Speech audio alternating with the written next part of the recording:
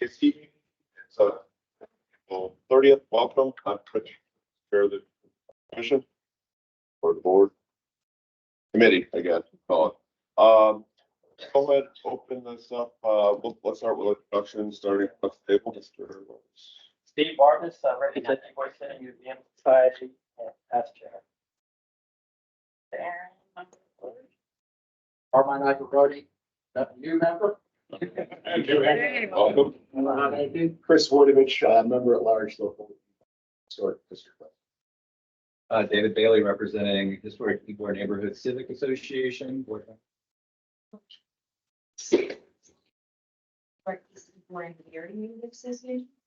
Marshall Austin, resident homeowner, member at large. I blame Murphy, the 7-year gallery. Diane Constantino, resident, property and business owner, and emeritus member of the CAC. Brenda Farr, your Ybor CAC development manager. Brittany Berry, Berry House Beer Co. business owner.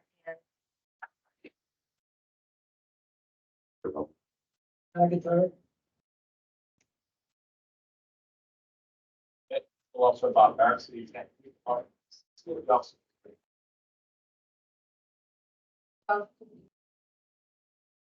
Here's the whole, see, it's out the home cities though.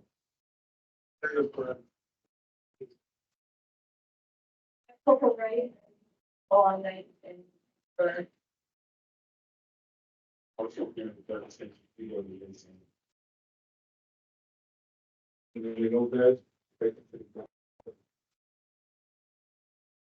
Casey Stewart, Ybor City Estimate. I think if you have that, Ybor Chamber. Welcome, everyone. oh wait, Oh, one more. In the corner. I know, minor. Senior PM for the CRA, What's your name again? Melissa Martinez. Oh, that's awesome. And there's a sign up sheet over there. There's additional agendas and supporting material if anyone needs one, you can get one. Anyone here from the public wishing to comment or address anything before we begin business? Seeing none. Our meeting minutes from March 26th meeting are in your packet. Has everyone had a chance to review? We have a motion if they're okay. Motion.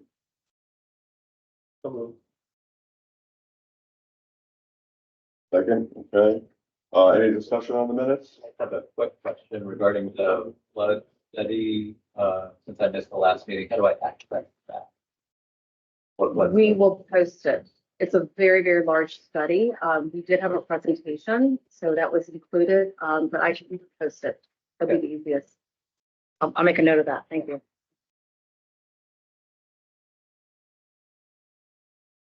All in favor of said motion, say aye. Aye. Opposed, motion carries. And start off with community policing updates. Yeah, we're going to start.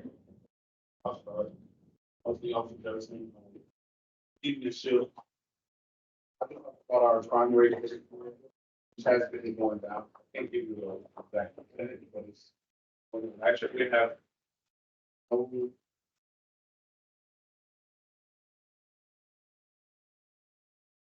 There are activities all early months, salaries, with all that things, we still have here.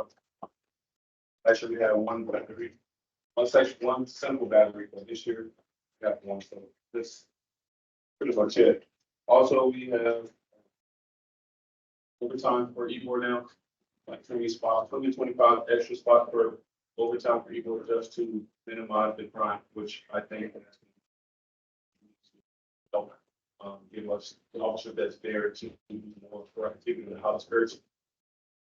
So I also been doing noise violations for the clubs, which all of them have been in compliance, so we haven't had any issues with pretty much it. All those overtime spots like populated, or are they just open and waiting to be filled? They usually reach out to our lieutenant to fill up. Can't get too much info about issue it out via email, and us officers just email issues with the spots on top of the regular squad. That's all we need. Right, but they're getting filled, like people are. It's Okay. In the past, we've had issues getting people down here to take the overtime shifts and they. Right. the overtime slots have allowed the scheduled and already on duty personnel to cover a smaller geographical area, to be able to be more proactive in a smaller city, which has been extremely helpful. I know we have a lot of complaints regarding music from cars, any kind of business complaint. It allows us to saturate those areas. Last week, we worked our shift, we're our cycle shift, and Officer Jefferson and I worked the last shift in the Ybor spot for Phil. It really allowed us to be in a smaller area and do a lot more when it comes to proactivity. So we're liking the result of the overtime spots. They were not completely filled on the shift that we worked. However, it is new. The deployment just went out, and so officers are still learning that that's available and getting kind of the run with it, and it is filling up. So we did not work, our shift didn't work on Friday or Saturday, but it was actually more units on those days than we did on Thursday. So it is filling up. It is more than 50% of those 23 officers. We have more than half filling. So we're seeing progress with that. And I expect them to be full. Those spots.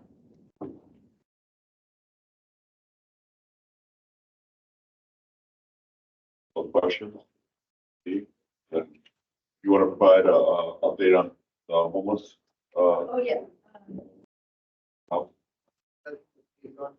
So we're starting on, like, pretty much full, past few weeks. We currently have 3 what's in the whole frontages. Some that are open now, but they're taking on a case by case basis. So if there's, probably just the criteria of the internet. We can't do cases. Or now, 22nd, Ybor or right now, the pastors. And what we get. We see some notes, there's increased activity around the library. Is there a particular reasons for that, or? So we did that with the Park Plaza last week. A lot of that is the food truck that takes place on Page Street, so they're still going to feed for the weekend. Right now, we're trying to find a centralized location where those that want to feed can come to just one location. We have to do this about that today, try to find the location. Another thing is really enforcement on the library part.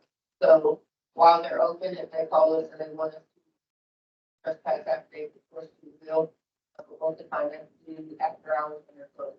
So we did have a conversation with them, but ultimately it's up to them during working hours. One of the things we see too is anybody who has free Wi-Fi at the business library. The Wi-Fi is left on 24 hours. Some businesses don't have it, passwords protected. So we find that almost like the congregate around those buildings because they all have phones, they all get their free phones, but they don't work without Wi-Fi. So if your business has Wi-Fi without a passcode, you're probably going to attract some folks out there.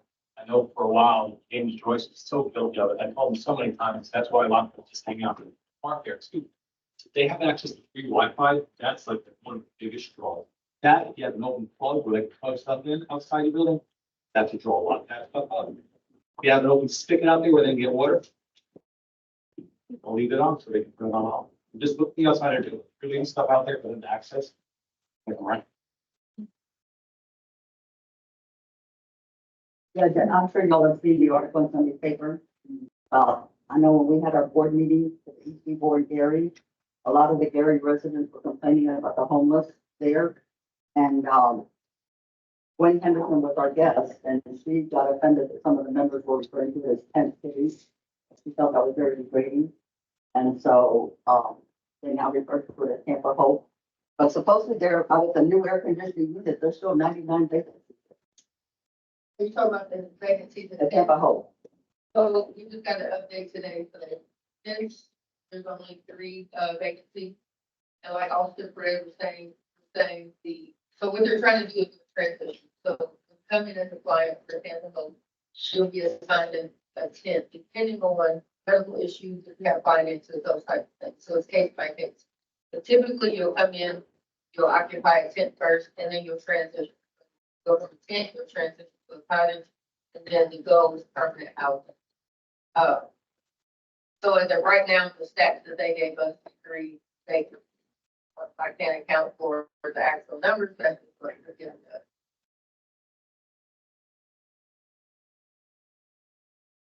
Any other questions for TBD? Okay. One thing that we'll probably mention this beforehand is we'll talk about community safety action plans a little bit later, and that'll be integrated with TBD. We'll come over with, look at studying an overall security master plan for the district, and so we'll bring your input into that. It's something that I think we're going to look at a study to do better. What's up? Yeah. Do you guys want to stay if we discuss that? I think we shared a sheets. And that's usually something that higher ups involved. Right. I could tell you one thing, but I don't have the power to implement it. So yeah, you're probably gonna want to wait for a fighting captain. Yeah, and I think it's something that's going to be kind of a more drawn out study process that will have everyone in the community, obviously, be involved with that process. Let's say what I'll do. Let's wait. Okay. Thank you all. We appreciate your time today. Code enforcement. The three cases are initial action. Wait, hold on.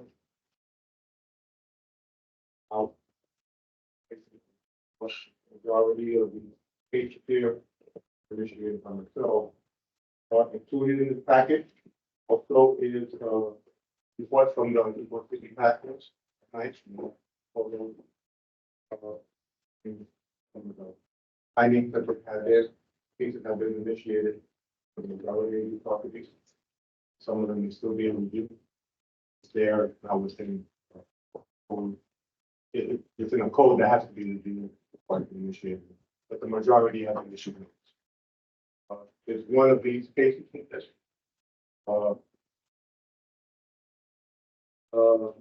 bad funding. They have a hearing tomorrow regarding signage, the projected signage, or in that time they projected onto the wall of the bank.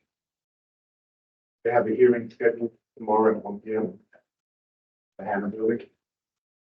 And also included in the listing are besides environmental specialty review, zoning cases. There's also mobility or sidewalk cafe and queuing. Specialty review. There are 2 cases here in the facility. 22.1 regulation of vehicles. Probably a thing with the utility. Federal signage on the right of way.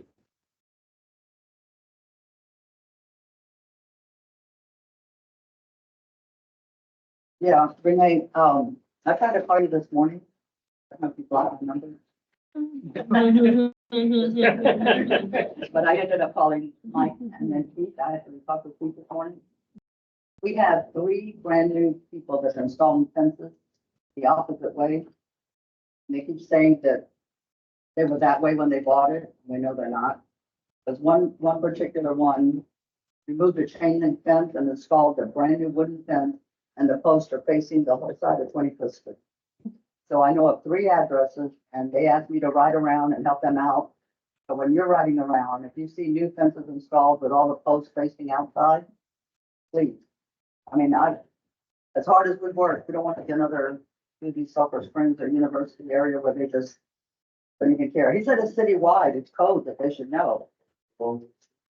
Sorry? 25th between 9th and 10th.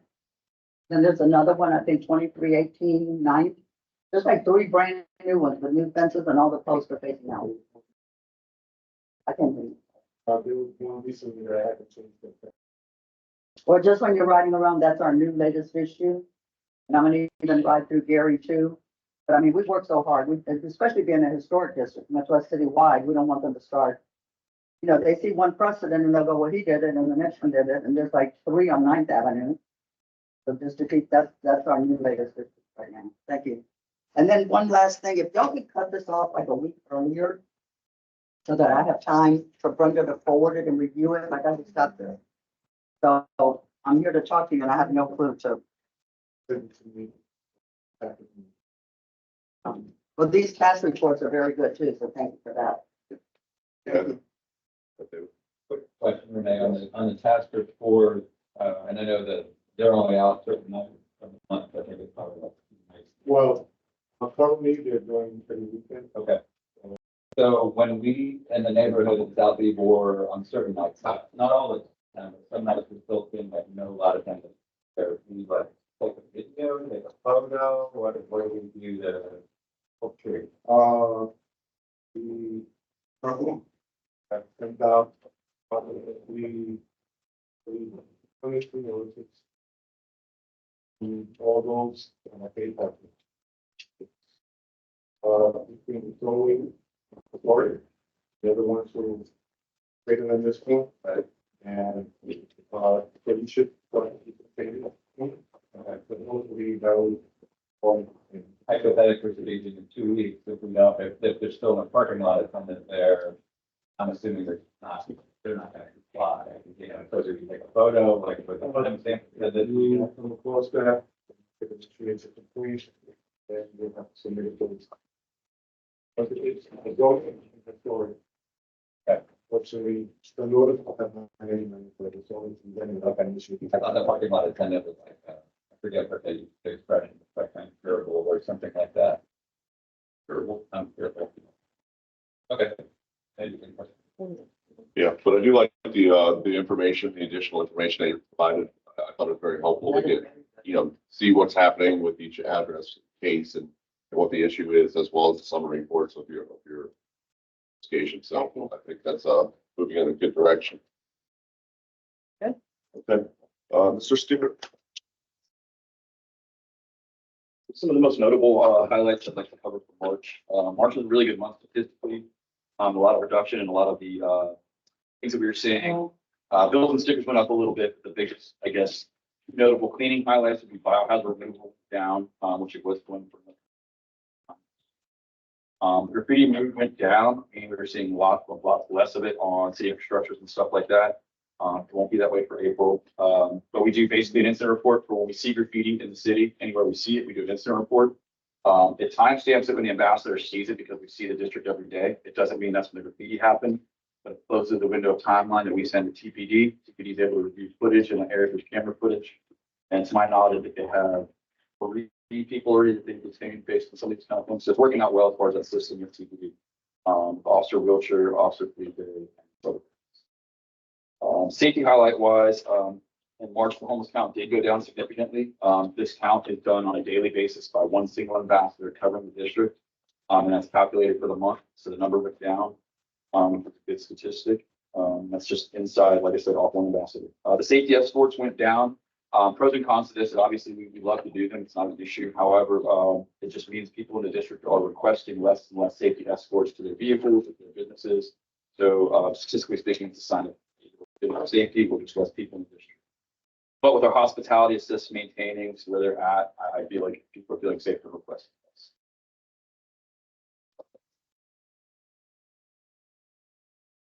Thank you. Thank you, sir. Questions? So I brought this up to Jason, so I just wanted to bring it up to you. So one idea that I had, and I understand there's some kind of legal gray area, but if either Inca or Block by Block had some paint available that's like just 4 different shades, like white, gray, and dark gray, and that we could just knock out some of this graffiti on the owner's behalf. I mean, there's a lot of stuff that's just in plain sight, and Inca has volunteers who would go out, like give us the materials, and we'll just roll over it the next day because we walk our dogs, we look at it every day. And we also know the property owners. So if somebody is volunteering, like or my building, and somebody came to me and said like, hey, I want to slap some gray paint over that graffiti, I can't imagine that I would say no. So I just wanted to kind of vet that out in terms of like, how can we get that done? I mean, I'm sure you guys could store the paint. We could contact you and say like, hey, let's, Sunday morning, let's go knock these things out. And like I said, ultimately, the final approval would be definitely with Brenda. For us, like I know. The problem is it's private property.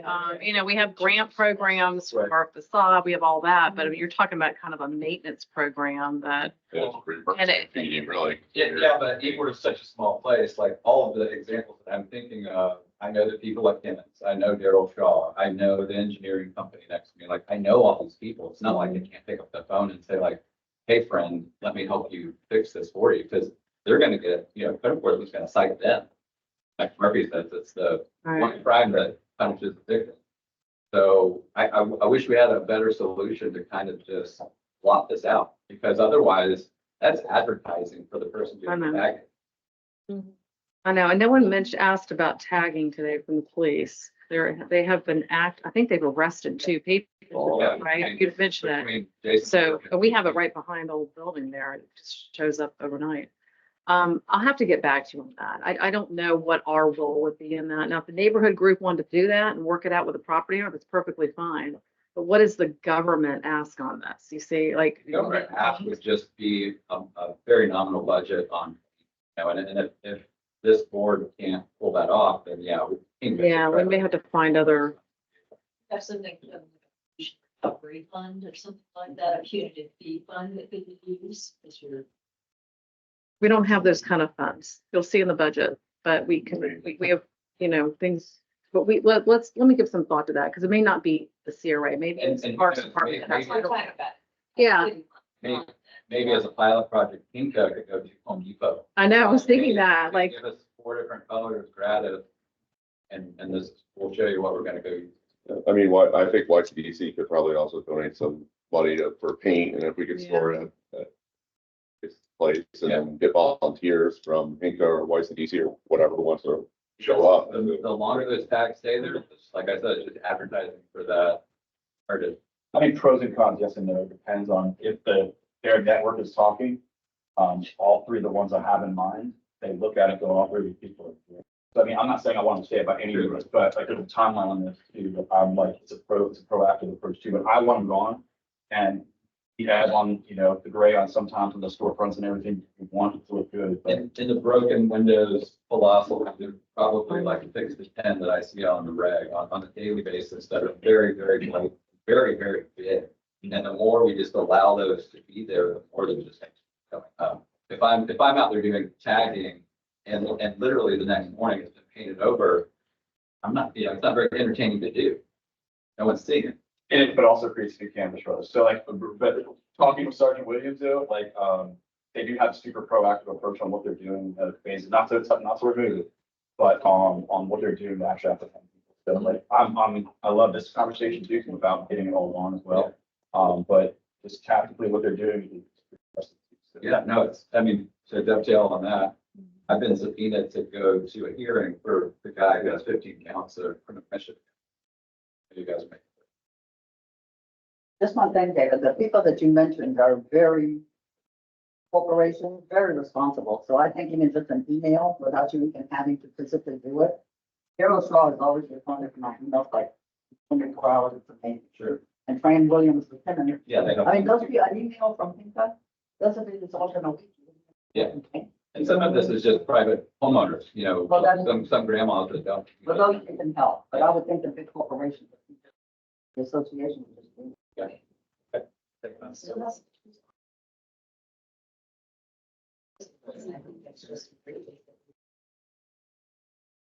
Yeah, I can. Analyze the property owner.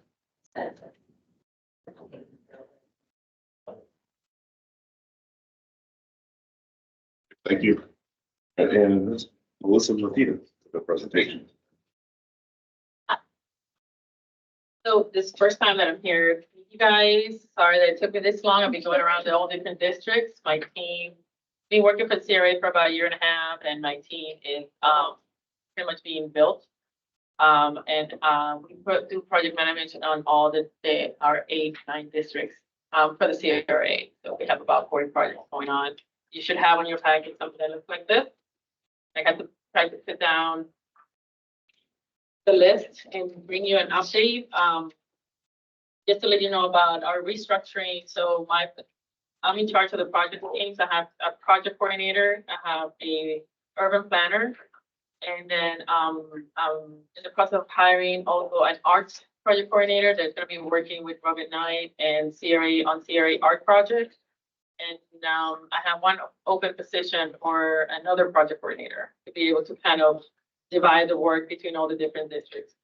On this report, I'm just listing the projects that we're working currently, either a study or projects.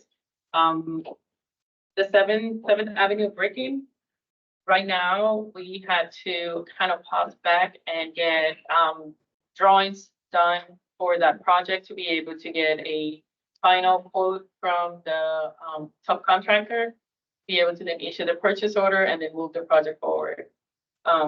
So we are working on it right now. I'm hoping that either mid-May, we should be mid-May, end of May, we should be able to have at least a contract completed and then have a schedule of starting the work. I'm just assuming you guys are familiar with this project, right? I just put it in a list that I had, that I talked to Brenda about. For the Ybor City flooding study, that study was completed. We reached out to Stormwater to find out about funding of the projects that they recommended in the study. Right now, they don't have the funding to be able to do the work, so I'm putting this kind of completed as a study, but on hold until funding is available to be able to see whether the CRA might contribute to an area that is within the CRA on the recommendations, or if they're gonna do 100% as a CAB. I don't know yet. For the Centennial Park improvement, that one is right now on hold, trying to be able to get funding before we can regroup and get I understand that there was already a design and an RFP that went out, and then the cost was not able to afford. So we're trying to then regroup, try to get the funding to then go back again and get a design and RFP out. And then there's a wayfinding signage sign replacements. The next installation is going to be June that they will complete it. And what I'm trying to do is document which streets are the ones that are being completed to be able to follow up on this. I believe that is 200 signs that are going to be replaced and they're going to be made and installed. And then the next one will be your Ybor 1 and 2 CIP update.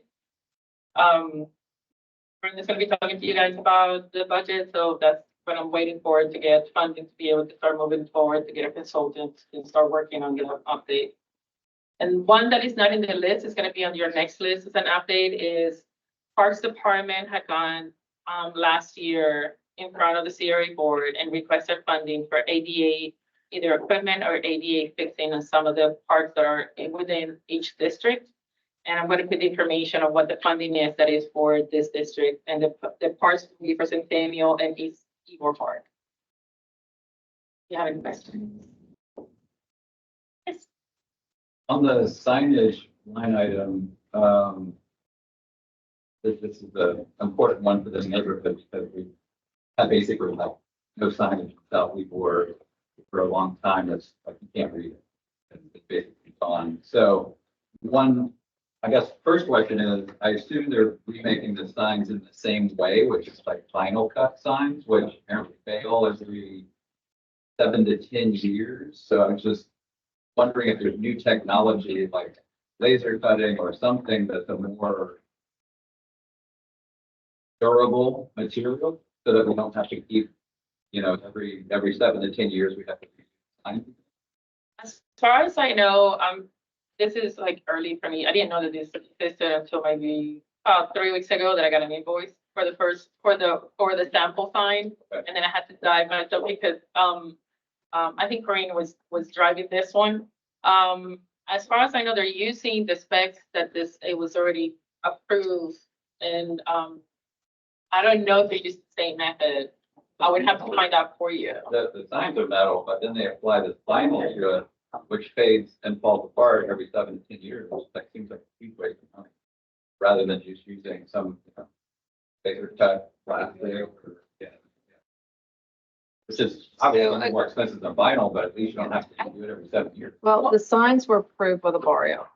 Right. And the first signs were like an art piece. They had multiple pieces. And they value engineered them the first time with a frame, and then you have this insert, the blade. So, and red fades, right? So really, we were supposed to do these signs and that would have been it. Because we remedied that slum and blight condition 20 years ago. But what happened is they ended up being slum and blighted again. So we're redoing them one more time.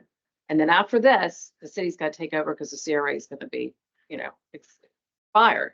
So now we're at a point that we've talked to the barrio. The barrio is standing by the design. The only thing they're allowing, I think, is a little extension so that we could do a little bit of a frame around it. Vinyl, I believe. Yeah, we have to fancy Jen. Yeah, it's basically gonna look and feel the same. If there's a way, David, to be able to get it so it's more durable and it'll last longer, that's ideal. Most of the time, it's as easy as saying like, find a UV resistant vinyl. Like, spend 10% more. Signs don't last forever. No, I'm just saying that's a Yeah, real thing. I know. UV resistant vinyl. Like, do you have a choice? But- Do you want UV resistant or do you want not? We will pass this along to mobility. If Dan wants it. Yeah, And I'm let's writing it see, down. I totally agree with you. There's nothing more disheartening is when you put money into a project and it falls apart. Okay, so, but yeah, signs don't last. They actually lasted 20 years. And there's certain signs that we're not touching, which are near what's happening with Gasworks, that corner, okay? So if you see a sign like, the overhead that looked terrible, that you can't even make out anymore, we're not touching it because that is going to be redeveloped. So anyway, but you should see some new signs and, again, they are pretty at first. This has been going on many years. Been going on years, yeah. It's not easy and there's not a lot of companies that do this, believe it or not, so it's, we're working through some. The thing is, we're not even uniform. It's like, it just sounds nitpicky, but I know when they change 18th Street to Angel Oliva Senior, whatever, some of them do have suggested that people that come here see a name after 17th and 19th don't know. And so some of them do have Angel Oliva 18th Street, some don't. So if they would just be uniform, I know there's a moratorium now on renaming streets. They can only be honorary, not Right. actually change them. But the main thing is just to keep them all uniform. Right. Understand. Okay. Thank you, Melissa. Okay. Thank you. Thank you. Thank you. I had a question. Who determines priority? CRA board, What, priority for what? priority level. Who determines that? You know how it gets determined? It's basically, is it in the budget? Okay, if it's in the budget, that means it's a priority. It's really, it's just something us to going through, but you have to have it in the plan, in the budget, and does it have a contract? If it doesn't have those things, then it's maybe medium or it's moving up the ranks. This can change every, depending on where Seems it's like at. it has. Yeah, I mean, the thing is, if you don't prioritize, you won't get anything done. So, Can I say something on that? Go ahead. I mean, this board here, just make a recommendation and say this is what we want as priority. Right. We wanted to make sure that we have something in there to make sure that then my team knows what to start concentrating on first and then start moving down. So if any of this is different or you guys want to go to something different, just let me know and I'll be more than happy to make changes and just concentrate on the projects that you want to start first. Priority or just okay?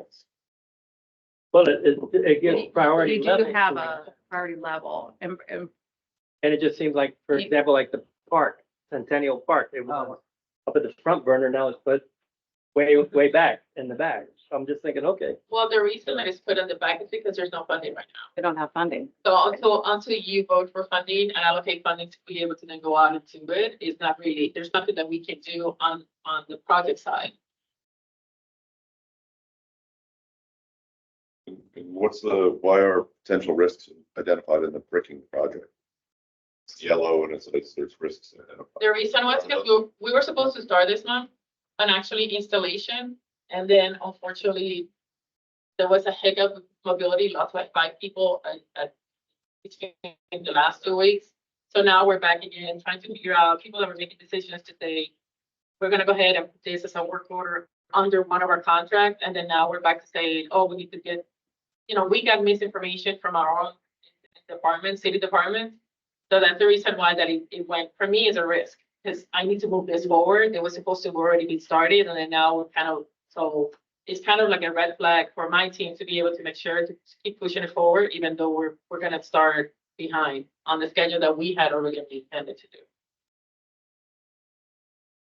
I think the other tool that we have too, when we're doing like Ybor 1 and 2 community redevelopment plan, which is upcoming, that's where we begin to reprioritize and all the other studies that we've done to reprioritize those And funds and tasks items. yeah, I mean, you can give me a guidance of what is it that I need to have my team to work on, and then I'll be more than happy to change it from here. I just kind of started the list, and based on what I have, whether I have funding and all the information that I had, I kind of put the list on it, but it's up to you guys.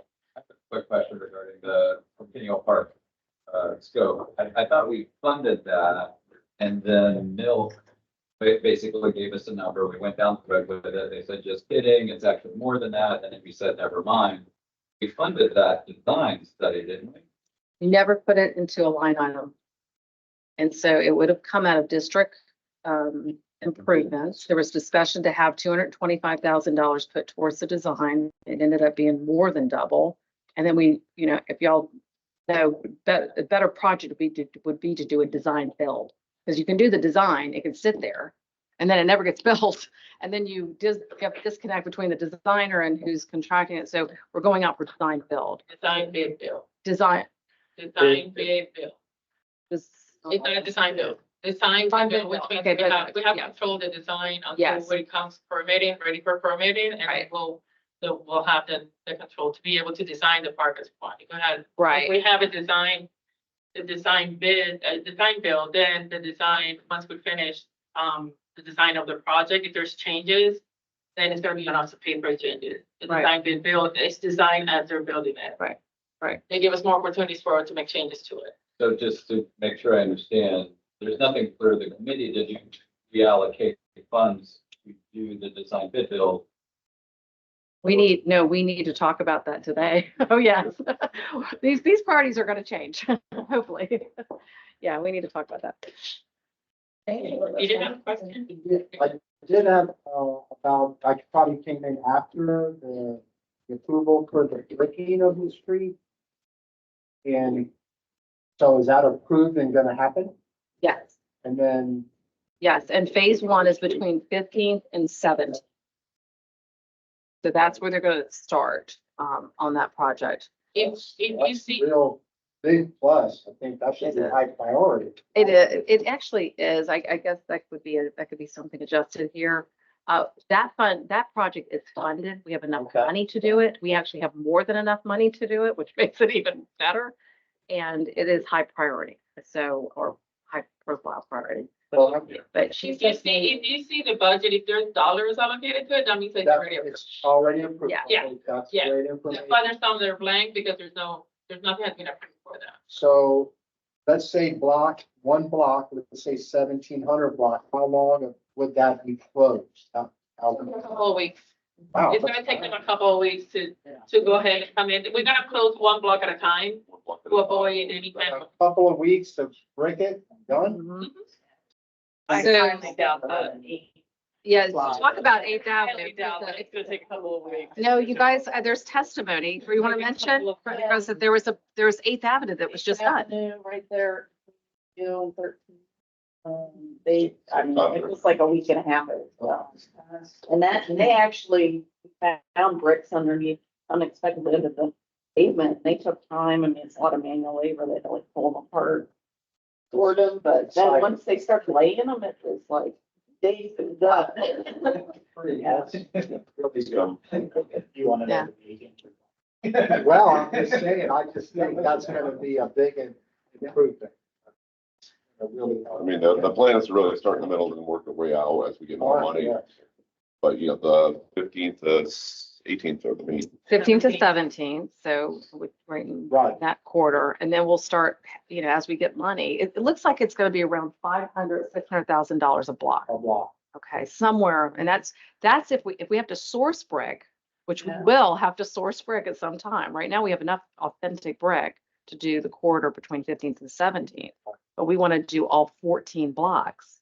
So, it's just going to take some time, but, as they uncover brick, we, try to store it and keep it intact so it doesn't fall apart. And there's a bricklayer that's a contractor with the city that's very specialized in this. So far, yeah. Thank you. Ybor Art Project Funding. Thank you. Mark. Okay, so I brought this to your attention because this was a motion by the CRA board. And I actually put it into your packet here. It happened back in January. But they motioned for the Ybor CAC be requested to present for 5 minutes or less as to the possibility of funding major arts projects. And the original motion was from Carlson and Vieira. They actually deferred it a little bit until July. So Director Moody asked me to bring the exact motion to you as a CAC for discussion and recommendation. So what do they mean by? Yeah. Everyone's gonna ask me that. Question one. There's art projects and then, like our latest. Put a mural on the side of the building or we acquire a Picasso, what is it? Literally, there's anywhere. Or events, arts events, shows, something like that, Not the events. Unless we can try and work something through like the West Campus CRA, They can't do that anymore. There's no more event. This is the deal. You have to spend money to disseminate information. Okay. So if you were we're going to do the Brick Street, okay, and then we're going to have a celebration at the end. We're going to do phase one, and we're going to have a ribbon cutting celebration. That's allowed because you're celebrating the project. But for an event, a one-time event, you could do it as a community forum. You could do it as a community forum, but that's not, that particular event didn't really have a lot of attendance. It was good, but it's better to integrate something like that where we would be part of something else maybe. But this is more geared towards funding major arts projects. But it's so broad. I know. So you want more clarity? Give me some comments. Looks like the thought of taking over 1509 and making a bid on that and stuff, that would be a great project right there. So, I mean. What they say, exactly. So are they talking about actual capital that would be our space, not doable, but 1509? Theoretically, Like the mural project. That's what I'm saying, it's too broad. They need to give us one. Yeah.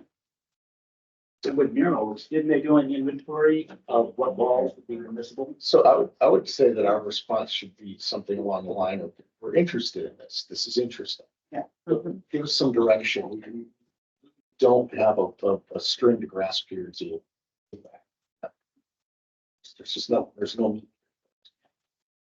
Capital. I mean, it has to be kind of capital based, right? It could be, events, yes. Yeah, so. Well, so that's what I mean, like an art project, is it an event space? Is it a sculpture? Is it a mural? What? Public art is allowed. Yeah, Yes, you could do so- public art projects.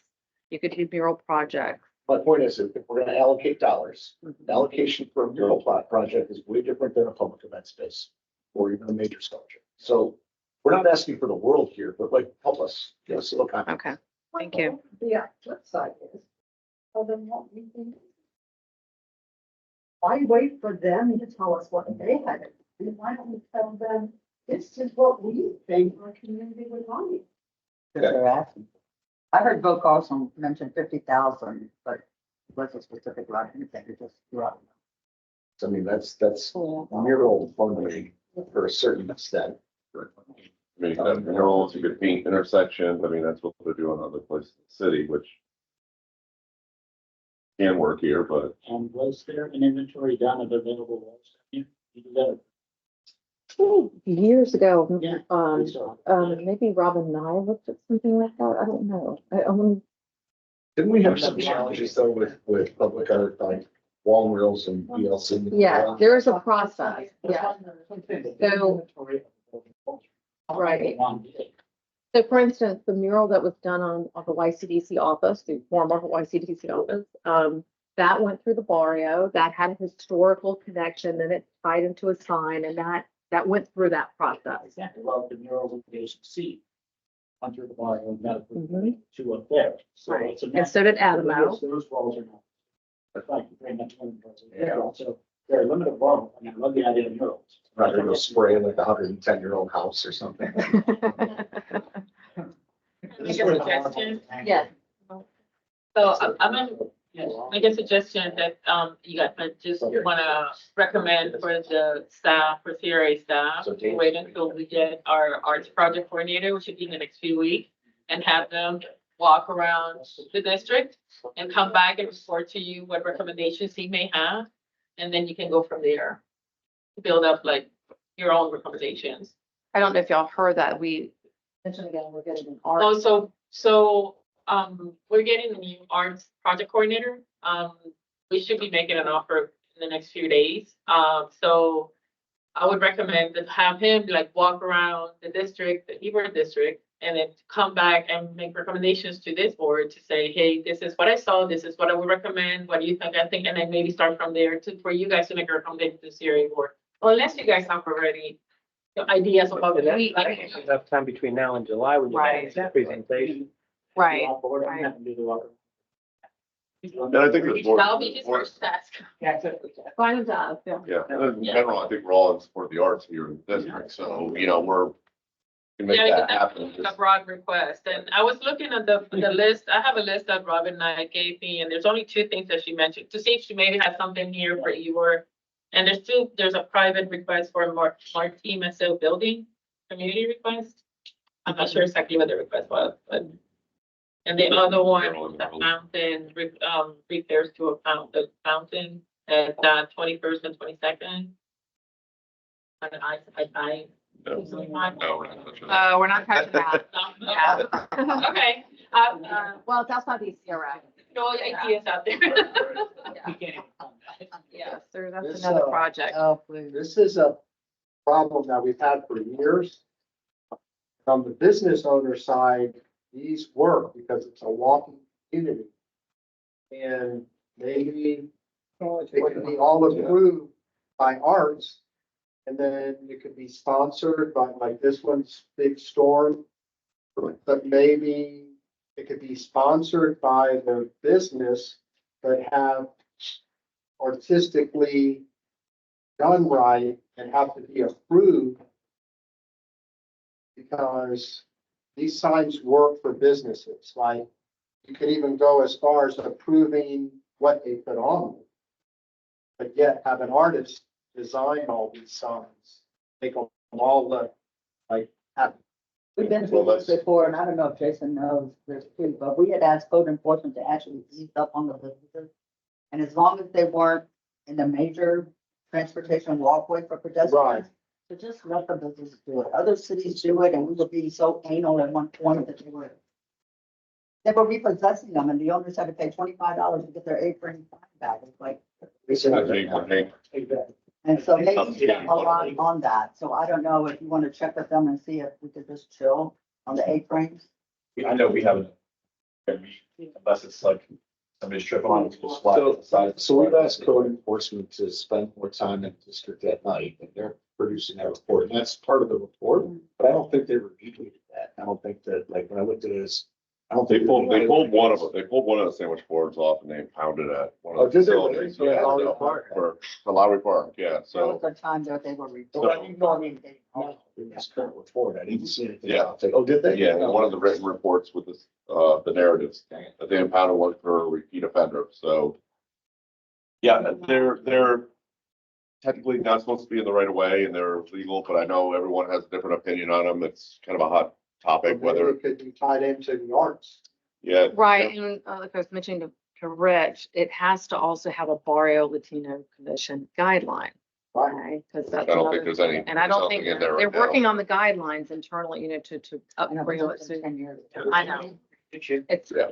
well, maybe, but we couldn't bring that up. So right now, they're not legal. We know that. I know they've let up over the years when COVID was going on. They just really let up on them. But, the problem is they're blocking the right of way and there's no permit for them.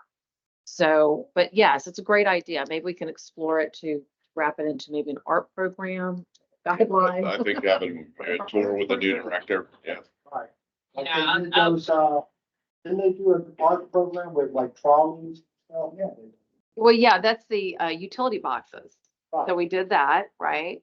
So those are screened, like, plates that go on top of the old, ugly looking silver boxes. Have an artist name at the bottom. Like, be good. I don't think there's an issue with having the art. I think there's an issue with the placement of it on the right of way. The right of way department are the ones, they had a meeting this week because they called, I wasn't able to attend, but I would think. they're having a meeting about getting code enforcement to come and the pictures that I saw with Ybor that had I think it's on the sign. the sign. Yeah, that's what I'm saying. It's not the art of the sign, it's the placement of the sign As on the. long as it could be, what is it called, handicap or a handicap go around. I don't see why there's, what's, Well, this is a bigger issue for the district and sandwich That shop becomes, that signs, becomes but the same. let's kind of stay on topic here with the arts. I think we've given enough direction to Brenda and Okay, Melissa on that, so thank you. let's. okay, Thank you for your input. Does the 15th Street garage come under arts? Is that what's happening? Oh, the boxes, that's another project for the new arts person. What is it? We have, in the garage, 15th Street, there are windows that go all the way around it. Mhm. And there's some opportunity to put some displays in them. The neighborhoods have put displays in them, the nonprofits, some of the evil organizations. So they're kind of half filled, and one of the things we need to do is the parking division was repairing the inside of the boxes, and they also need to clean them. So it kind of got hung up when we just didn't finish that little project. So maybe we can partner on something like that. That'd be kind of a cool partner. I know, because everyone, Yeah, no, the ceiling was falling. Yeah, there's leakage, there's all sorts of things. looks worse. Okay, Nothing in there. put that on the list too, project boxes. Okay. Budget time. Okay, let's get into the budget. So I sent everyone a budget in the packet, and I also printed out some bigger versions if y'all would like a bigger version. The bigger version may have a few little additions to it. So why don't I pass these around just so everyone can make notes? There's a little section to the side to take notes if you like. So what I'd like to do is just kind of walk you through where we're at with, as of today, the FY. I'm gonna give you Ybor 1. We're starting with Ybor 1. Of course. The bigger, well, it's the bigger, I can start with Ybor 2. I go in chronological order. There is an Ybor 2. So we'll start with Ybor 1. So I wanted y'all to kind of, and again, this is a draft budget. We're just in the season right now. I want to kind of get y'all to kind of understand where we're at today, what we're funding. And then I'll bring it back another revised one next month. We bring this to CRA board in June. So that's for a good time right now to start reviewing it. So I tried to simplify it. Now I'm not as good as Courtney. She's really good at this for doing the presentation, but she gave me some pointers. So I'll try to carry through. So you have the green, yellow, and red columns. Okay. The red column, I'm going to start from the right to the left, is really our FY25, and how that is budgeted is we add 5% onto what the anticipated budget's going to be. So that's where you get your 3.94 or 3.9 million and some change. Okay. The ones to the left are what you had in the FY24 budget, what you budgeted, what we have spent is total consumption, and then the funds that are available today. Okay. So if you look at the budget, if you look at the last page, you can see, let's move to the last page so we'll work up that last year and again, the budget also entails rollover, because we can roll over in theory. General fund can't roll over, but we can. So FY24, we had $8.5 million. Last year, up to date, as of today, or actually as of maybe a month, within the month, we have spent 1.2 million, okay, on various projects and programs, and we have funds available at 7.2. That is the money as of today. The FY24-5 budget, I just plugged in some numbers so we could have some discussion about them. Again, they're not set in stone. 3.9 will be coming on for next year. So at the end of the day, you're going to add the 7.2 to the 3.9. We're going to end up around $10 million. Okay. So one thing that Yes. I just about this early stuff, the yellow column, it says Yes. funds available. That's spending to date, right? Because you're It's still gonna spent- spend yeah. more money out of this column before October. Correct. So it won't be Correct. 7 plus that. No. It'll be some number less than Right. 7. right, Because that's typically where we are, so we still have almost half a Right. year of expenditure to go.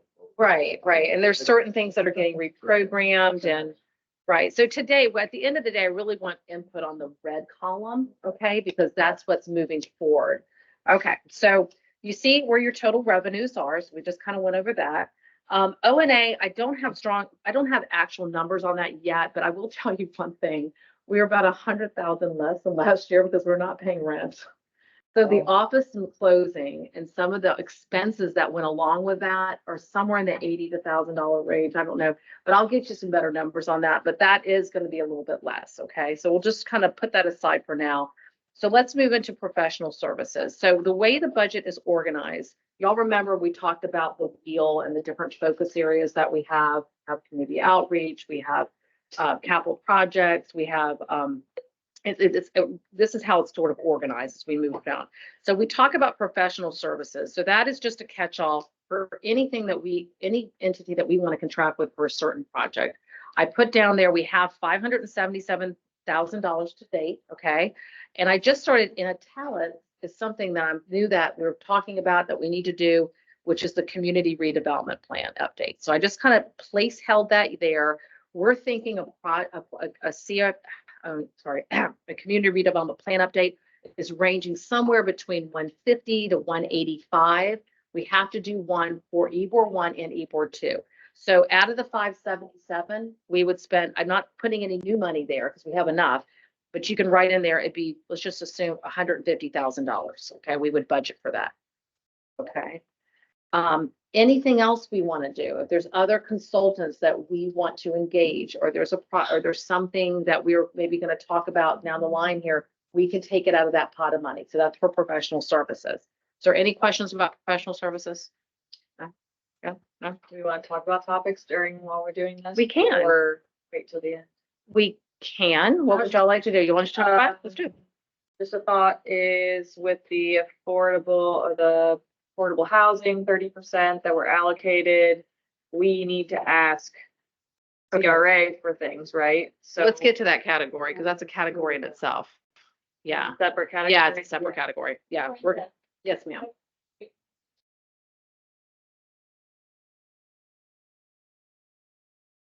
Well, we're talking about two things. We're talking about number one, projects that we want to see done. But number two, if there is something we need to put, y'all have a recommendation for FY25 that maybe we don't have enough money, we can put money towards that. Now, mind you, throughout the year, something changes. You want to do something. I have a pot. There's one line item here we can always draw from, okay, and reappropriate throughout the year. But right now, what we're looking at, yes. So under professional services, if we want to have design, bid, build firm, look at Centennial Park, do we need to budget professional services for the design piece or just one project budget called Centennial Park? You could actually do it either way, but we would prefer to probably do Centennial Park when we go out for the design RFP, when we go out for the design. We would take it under professional services, or we'll just make a line item. Make a line item of it. Yeah. Okay. We're gonna put it under infrastructure. Okay. Yeah. What other things would go under professional services? Your plan update? Plan updates, any other kind of, Security. Anything that has yeah. study we could put that you may do, if it's a flood study, anything that has to do with study, that is not construction itself or any kind of. It's not construction or, Plan update will probably be the one for professional services. so we can circle back to this, okay, as we move forward. Well, we're gonna be talking about this every month up for the next couple of months. Yeah. too. So this is kind of our initial, let's get some ideas out on the table and then we can tweak it. Fine too. Right, right. Okay, so moving on to the third category. This is outreach and community engagement. This is where we used to put marketing. This is where we used to do special events, co-sponsorship, all that. Those items are crossed through because they're going to go away, and that money is going to get reappropriated under professional services. Now, professional services is going to be for the new RFP that we're putting out. We're outsourcing the marketing contract again. We've had, of course, Ybor's had a marketing contract since 2005, only for Ybor. Now we're contracting it out for Tampa CRA. So it's going to be a bigger contract. It's going to be able to handle all the districts, and it's under the new brand. And that's the way we're moving. So that I just put professional services on. Right now, because we're sharing in the cost, we've always put 100,000 towards that. It's going to be a little bit less. So we're estimating around 25,000, but we had 17 or almost a $19,000 there. So just leave it there because you don't know. We may want to do some other stuff with that, but that will be under the Tampa CRA umbrella. Okay. Questions on that? Okay. Okay, redevelopment investment. This is grant. Okay. Now, we have had a grant program. The only one that really used is the facade grant, okay, which has been very popular. Everything which was, okay, if you go to both facade grants, community infrastructure needs grant, business enhancement, and neighborhood amenity grant, all of those grants are getting zeroed out because if you flip the page, all the grants across all CRAs have been consolidated into 4 grant programs. The first is pre-development grant. Someone comes and they want to design this for their property or they want to do this. You can now come and ask for funding to help with that design cost. It's a what if project. It's like, oh, I want to do housing here. This is money that we've never really tapped into or had this ability. And it's been asked for from other CRIs. So we're going to have a whole category called pre-development grants. And it's budgeted right now at 79,000. This is reappropriated money that's going into these line items from the other grant programs that were already there. Commercial exterior, this is facade. This is anything on the outside of your house, but it's also incorporating in other eligibility. Like you could have, you want to do window, you want to do roofs, you want to do something on the extra curb appeal. It's going to be a little broader. So that's everything on the exterior. But facade does fall under that one. And again, the money here has been reshuffled from the other programs into these categories. Commercial interior grants, this is anything on the inside. West Tampa used to have something called a vanilla shell, where you build out the inside of your business. You do something to help stage it. There's a whole program now that you can go tap into interior grants for. And then special projects grants, these are the special ones. These are the ones that you guys get to see. So the first 3 are ones that they're setting up programs, go apply for those programs, and they're already set in stone. They don't come through us again because they're already blessed. Special projects is something that is different. It's someone that's coming in for a special ask. I want to do a museum. I want to do, I don't know, I'm just giving examples. Something that would be vetted by the CAC. You get to see this one. You get to say, is this a good idea? And then from there, it goes to CRA board. Okay. So again, the monies that were put into here are just guesstimates. We have not done a lot of grants, but the good part, the grant program was capped at 50,000. And they asked me, because some of their districts are raising that limit to 75. And I said, I think that's a good idea, but I wanted to pass it off on the CAC. If y'all think it's a good idea to go a little bit higher, knowing you have to do projects in the historic district, it's more expensive. Maybe we would get more people to apply. If it was 75, it's a matching program. And the other thing you can do, you can actually stack grants. You want a facade, you want an interior, and you need a pre-development, you can stack. Okay, so there's a lot of flexibility with this. Yeah. So you mentioned 75, but I see in the first 3 a total of 412,000 allocated there, not 75. 212,000 for the. No, I'm talking about the max of a grant you can come into. Max. Yeah, the max. I'm sorry. And if So you guys- right. Yeah, and if you guys remember, this came in front of us a couple meetings ago where they gave us a presentation of like all the different programs, and they're consolidating that throughout all the CRAs. So everyone's kind of standardized. And then they went back in front of CRA board, and the CRA board wanted to tweak it a little bit more and give it a little bit more flexibility. Like they didn't want to call it a facade grant anymore because they wanted it to apply to anything that could be happening on the outside of your building, structure, house, whatever. So they're kind of opening it up a little bit more. Correct. And it's across all CRAs. We have a whole grants team program. So what I was finishing about the 75 right now, you can only go in and ask for a maximum of $50,000 to help with your project. There's an opportunity to raise that max to 75. It'll be up to 75. Okay. So you come in and Brittany needs a new roof or do something in her business. You apply for the grant program and you need $55,000, but you didn't spend all the 55, you only needed 50, okay, whatever, it's up to 75. So it gives you flexibility. I think it's better to market, I mean, better for us, but we have not gotten a lot of folks to participate. Everything's more And expensive these days. Things too, are more so. expensive. So I want to make sure that I understand it correctly. So if we were to allocate for fiscal year 25, these projected numbers, that would be not this general pool. This would be, if part of the general pool, it's only though for Ybor. Only for Ybor, yes. By the way, yes, all money generated One, excuse me. has to be spent in the district. So this is all Ybor 1, okay? It can't be spent in West Camp or. Plus you have the funds available on top of that too, right? Yes, you have the funds That's available. a lot of money in there for. And that's kind of what we're tasked with. You know, we spend money on other things, so.